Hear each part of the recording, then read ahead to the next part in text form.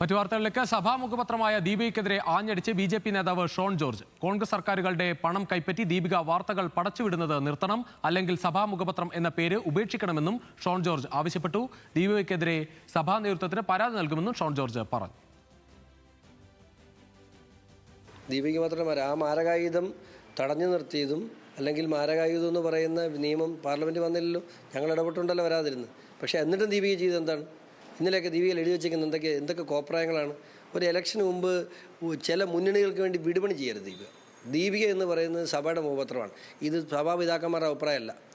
പലപ്പോഴും കഴിഞ്ഞ ദിവസം ചങ്ങനാശ്ശേരി രൂപത അധ്യക്ഷൻ തറയിൽ പിതാവ് പരസ്യമായിട്ട് പറയേണ്ടി വന്നു, ഞാൻ നടത്തുന്ന പ്രസ്താവനകളെ രാഷ്ട്രീയം ഉപയോഗിക്കരുതെന്ന് പരസ്യമായിട്ട് പറയേണ്ടി വന്നു. TV ഉൾപ്പെടെ അതാ ചെയ്തത്. അപ്പോൾ ഏതെങ്കിലും കോൺഗ്രസ് സർക്കാരുകളുടെ പണം കൈപ്പറ്റിക്കൊണ്ട് ഇത്തരത്തിലുള്ള വാർത്തകൾ പടച്ചുവിടുന്നത് ഇനിയെങ്കിലും നിർത്തണം, അല്ലെങ്കിൽ സഭാമുഖപത്രം എന്നുള്ള പേര് ഉപേക്ഷിക്കണം. അജിത് ബാബു ചേരുകയാണ് കൂടുതൽ വിവരങ്ങളുമായി. അജിത്ത്, എന്തായാലും FCRAയുമായി ബന്ധപ്പെട്ട ചില പരാമർശങ്ങളിലാണ് ഈ പ്രകോപനം എന്ന് മനസ്സിലാകുന്നത്. എന്തായാലും പരാതി നൽകാൻ തന്നെയാണ് ഷോൺ ജോർജിന്റെ തീരുമാനം.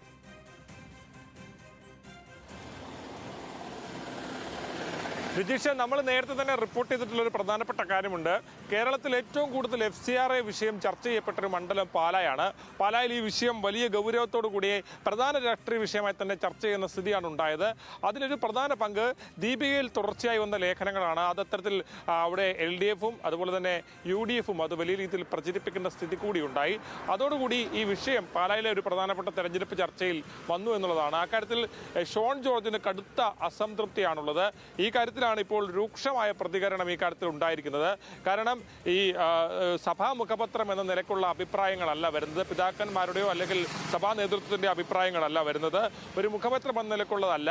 ചില കോൺഗ്രസ് സർക്കാരുകൾക്ക് വേണ്ടി പൈസ വാങ്ങി വിടുപണി ചെയ്യുന്ന പരിപാടി നിർത്തണം, ആരാണ് ഇതിന്റെ ഇൻവെസ്റ്റേഴ്സ് എന്ന് അറിയണം, ആ പണം പാലായിൽ നിന്ന് പിരിച്ചു നൽകാൻ തയ്യാറാണ്, BJPക്ക് അനുകൂലമായി വാർത്ത ചെയ്യേണ്ട, പക്ഷേ നിഷ്പക്ഷമായി വാർത്ത ചെയ്യണമെന്നുൾപ്പെടെയുള്ള വിമർശനമാണ് സഭാ മുഖപത്രത്തിനെതിരെ ഉയർത്തുന്നത്. മാത്രമല്ല, ഇക്കാര്യത്തിൽ സഭാ നേതൃത്വത്തിന് പരാതി നൽകുമെന്നും കൂടി ഷോൺ ജോർജ് പറയുന്നുണ്ട്. അത് രാഷ്ട്രീയമായി ഒരു വളരെ പ്രാധാന്യമുള്ള പ്രതികരണമാണ്. പാലായിലെ ഏറ്റവും പ്രധാനപ്പെട്ട തെരഞ്ഞെടുപ്പ് ചർച്ചാ വിഷയമായ ഒന്ന് ഈ FCRAയുമായി ബന്ധപ്പെട്ട വിഷയങ്ങളിൽ ഉണ്ടായ അസംതൃപ്തി കൂടിയാണ് തെരഞ്ഞെടുപ്പിന് ശേഷം ഷോൺ ഇപ്പോൾ വ്യക്തമാക്കുന്നത്.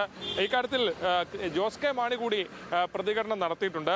സഭയോട് അത്രമേൽ സ്നേഹമുണ്ടായിരുന്നുവെങ്കിൽ FCRA കൊണ്ടുവരാതിരുന്നാൽ പോരായിരുന്നു. മാത്രമല്ല, ജനാധിപത്യത്തെ ഭീഷണിപ്പെടുത്തിക്കൊണ്ട് ഭയപ്പെടുത്താമെന്ന് കരുതണ്ട എന്നുകൂടി ഷോൺ ജോർജിന് മറുപടിയായി പറഞ്ഞിട്ടുണ്ട്.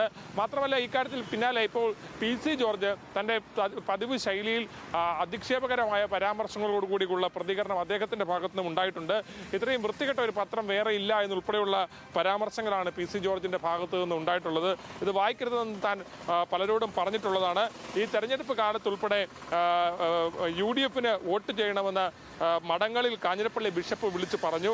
സഭയിലെ ചില മെത്രാന്മാർ വൃത്തികെട്ട പണിയാണ് ചെയ്തതെന്നുൾപ്പെടെയുള്ള പരാമർശങ്ങളാണ് ഇക്കാര്യത്തിൽ PC ജോർജിന്റെ ഭാഗത്തു നിന്നും ഉണ്ടായിട്ടുള്ളത്. ഏതാണെങ്കിലും തെരഞ്ഞെടുപ്പിന് ശേഷവും FCRAയുമായി ബന്ധപ്പെട്ടുണ്ടായ പ്രശ്നങ്ങളും അതിൽ സഭാ മുഖപത്രമായ ദീപിക എടുത്ത കടുത്ത നിലപാടും BJP നേതൃത്വത്തെ അസംതൃപ്തിയാക്കിയിരിക്കുകയാണ്. തെരഞ്ഞെടുപ്പിന് ശേഷം അത് പരസ്യമായി പ്രകടിപ്പിക്കുകയാണ് നേതൃത്വം. ഇനി ഇതിൽ പിതാക്കന്മാരുടെ ഉൾപ്പെടെ ഭാഗത്തുനിന്ന് അവരെ ഉൾപ്പെടെ സഭാ നേതൃത്വത്തെ ഉൾപ്പെടെ കോട്ട് ചെയ്തിട്ടുള്ളതുകൊണ്ട് അവരുടെ ഭാഗത്തുനിന്നുള്ള പ്രതികരണങ്ങൾ അടക്കം ഈ കാര്യത്തിൽ ഉണ്ടാകുമോ എന്നുള്ള കാര്യം കൂടി അറിയേണ്ടതുണ്ട്.